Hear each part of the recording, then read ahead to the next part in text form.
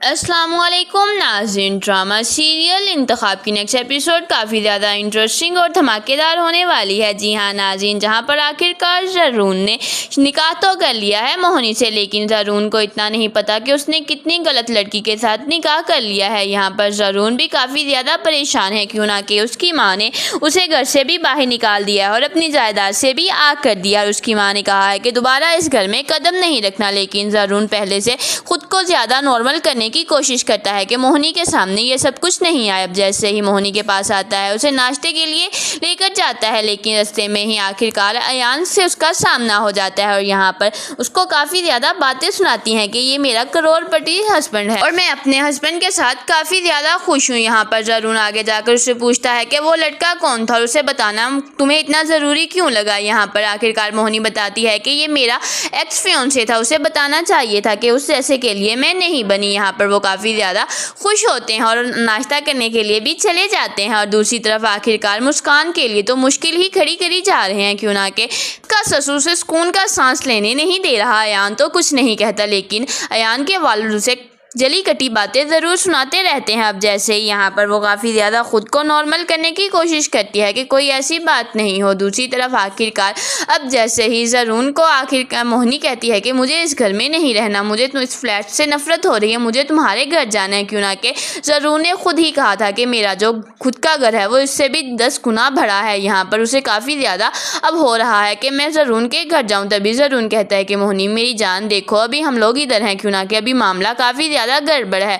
मामा और आपी तुम्हारी शक्ल भी नहीं देखेंगे और वो मुझे भी घर नहीं आने देंगी। ज़रा मामला ठीक हो जाए तो फिर ही मैं कुछ करती हूँ। दूसरी तरफ आखिरकार अरहम जो है वो डिवोर्स के पेपर्स तैयार करवाता है और शाइमा के घर पहुँच जाता है। यहाँ पर आखिरकार साशा से वो कहता है कि ये लो तुम्हारी डिवोर्स के पेपर्स हैं, यहाँ पर साइन कर देना, मैं तलाक देखता हूँ और दोबारा हमारा कोई ताल्लुक नहीं होगा। यहाँ पर आखिरकार साशा रोते हुए अपनी माँ को कहती है कि अम्मी अरहम को कहें कि ऐसा नहीं करें, अरहम को समझाएं कि मैं इनसे बहुत मोहब्बत करती हूँ। तभी अरहम कहता है यही बात अगर तुम लोग अपने बेटी और भाई को समझाते तो शायद वो समझ जाता, लेकिन उसने मेरी बहन के साथ साथ मुझे भी जलील किया है, उसने रूमा से शादी करने से इनकार किया है। तभी सामा कहती है कि देखो मैं उसे समझाऊंगी ज़रून को, वो तुमसे माफ़ी मांगेगा, लेकिन अरहम ये मत करो, मेरी बेटी की ज़िंदगी बर्बाद हो जाएगी। तभी वो कहता है कि तो ठीक है, ये तो आपकी बेटी को सोचना चाहिए था, दोबारा आज के बाद हमारा कोई ताल्लुक नहीं होगा। अब जैसे ही वो यहाँ से निकल जाता है तो उसकी माँ को हार्ट अटैक आ जाता है और वो नीचे गिर जाती है। साशा काफ़ी ज़्यादा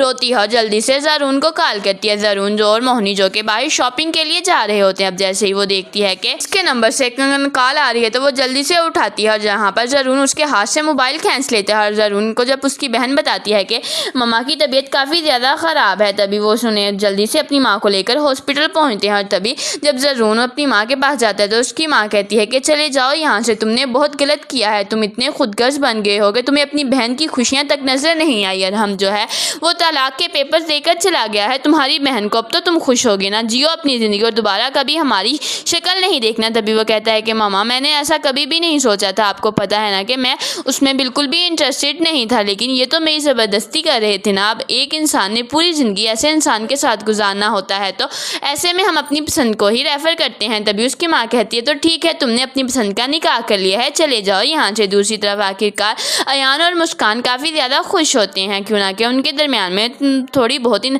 अंडरस्टैंडिंग बनती जा रही है और वो दोनों जो हैं आखिरकार घर से निकलते हैं बाहर घूमने के लिए, आइसक्रीम खाने के लिए। लेकिन जैसे ही निकलते हैं तो सामने से मिर्ज़ा साहब आ जाते हैं और मिर्ज़ा साहब कहते हैं कि कहाँ की जाने की तैयारी है, आखिरकार ससुर का पैसा है, जहाँ दिल करेगा उड़ाओ, तुम लोगों को क्या है, ना तो तुम्हारा शोहर कमाता है और ना ही तुम कमाती हो, जाओ। तभी यहाँ पर वो आखिरकार अयान कहता है कि मुस्कान चलो। वो बहुत खुशी खुशी घर से बाहर निकलते हैं, क्यों ना कि अयान के दिल में ये आया है कि अगर मोहिनी अपनी ज़िंदगी में आगे बढ़ सकती है तो मैं क्यों नहीं बढ़ सकता। आखिरकार मोहिनी ने मेरे साथ चीट किया है, मैंने मोहिनी को नहीं किया, मैं मुस्कान के साथ एक अच्छी ज़िंदगी गुजारूंगा। तभी वो बाहर जाते हैं कि अयान जो है आइसक्रीम लेने चला जाता है और मुस्कान गाड़ी में बैठी उसका वेट कर रही होती है कि तभी वहाँ पर डाकू आ जाते हैं और मुस्कान से उसका मोबाइल छीनने की कोशिश करते हैं। मुस्कान अपना मोबाइल तो दे देती है, लेकिन अयान उतने में आ जाते हैं। अब जैसे ही वो गोली चलाने लगता है अयान को बचाने के लिए, मुस्कान की गोली लग जाती है और मुस्कान के वहाँ गोली लग के अयान काफ़ी ज़्यादा ज़्यादा डर जाता है और फ़ौरन उसे हॉस्पिटल लेकर जाता है और अपने घर जाकर घर वालों को इन्फॉर्म करता है और मुस्कान के घर वालों को इन्फॉर्म कर देता है। तभी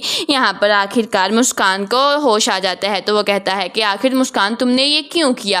गोली तुम्हें कहीं और लग जाती तो तुम्हारी जान जा सकती थी, वो गोली मुझे ही लगनी चाहिए थी, क्यों ना कि सबको मुझसे ही मसला है। तभी यहाँ पर मुस्कान कहती है कि नहीं आयान, आप मेरे शौहर हैं, आपकी हिफाजत करना मेरी जिम्मेदारी है, मैं बिल्कुल ठीक हूँ, आप फिक्र नहीं करें। और यहाँ पर अयान के दिल में वाकई मुस्कान के लिए थोड़े से जज्बात आते हैं कि वाकई ये मोहिनी जैसी नहीं है, ये बिल्कुल भी उसकी बहन है, लेकिन उस जैसी तो हरगिज़ भी नहीं।